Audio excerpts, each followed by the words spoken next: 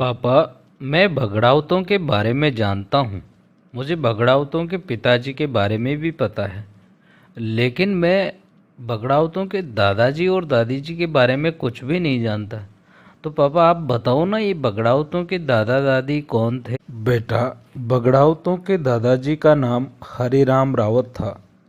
हरिराम जी रहने वाले तो मांडल के थे, लेकिन वो जागीरदार बदनौर के थे। उन्हें ये जागीर अजमेर के तत्कालीन राजा ईसर दे ने इनाम में दी थी।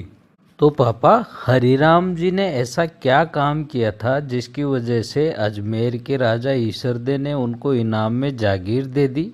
बेटा, एक बार अजमेर में एक आदमखोर शेर आ गया। उसका आतंक बहुत ज़्यादा बढ़ गया था। वह लोगों को शिकार बना रहा था, लेकिन वो मारने में नहीं आ रहा था। उस शेर को अकेले हरिराम रावत ने मार गिराया था। इससे प्रसन्न होकर के राजा ईसरदे ने उन्हें ये इनाम दिया था। अरे वाह पापा, बगड़ाउतों के दादाजी हरिराम रावत तो बहुत बहादुर थे। फिर तो उनकी दादी भी ऐसी ही होगी। उनकी दादी का क्या नाम था पापा? बेटा, बगड़ाउतों की दादी का नाम था लीला सेवंती।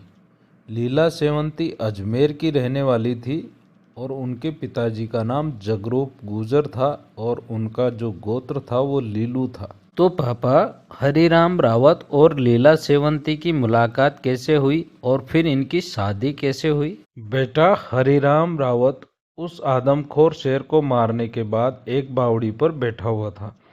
वहां पर लीला सेवंती नहाने आई थी, तो वो हरिराम रावत का रूप देखकर उन पर मोहित हो गईं।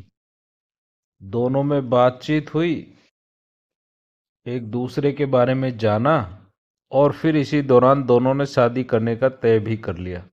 अब लेकिन सवाल यह था कि शादी कैसे होगी, तो इसका जवाब भी लीला सेवंती ने दे दिया।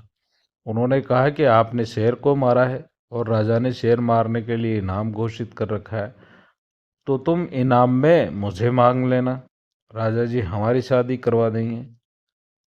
तो ऐसे में जब राजा ईश्वरदेव ने हरिराम रावत को दरबार में बुलाकर उनसे इनाम मांगने को कहा, तो उन्होंने लीला सेवंती को मांग लिया। राजा ने भी वचन निभाया और हरिराम रावत की शादी लीला सेवंती से कर दी।